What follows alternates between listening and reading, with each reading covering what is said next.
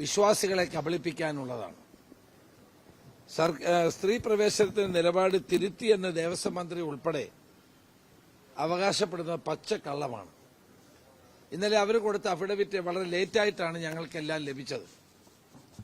അതിൽ പുതിയ return submission പരിശോധിച്ചതിൽ നിന്ന് മനസ്സിലാകുന്നത് മുൻ നിലപാടിൽ നിന്ന് യാതൊരു വ്യത്യാസവും അവർ വരുത്തിയിട്ടില്ല എന്നുള്ളതാണ്.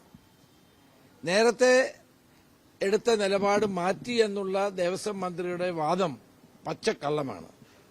മുൻ നിലപാടിൽ നിന്ന് സർക്കാർ മാറിയിട്ടില്ല.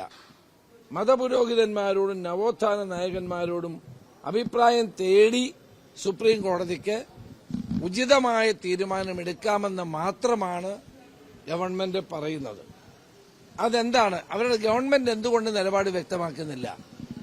ശബരിമലയിൽ സ്ത്രീകളെ കയറ്റരുത് എന്നുള്ള നിലപാട് എന്തുകൊണ്ട് ഗവൺമെന്റ് എടുക്കുന്നില്ല? അതാണ് ഇവിടുത്തെ മുഖ്യമായ വിഷയം.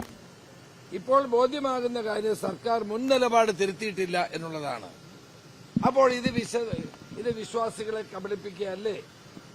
മാത്രമല്ല, ഇത് വിശ്വാസികളെ വഞ്ചിക്കുന്നതിന് തുല്യമല്ലേ? ഇതൊരു കാരണവശാലും അംഗീകരിക്കാൻ കഴിയുന്ന ഒരു കാര്യമല്ല.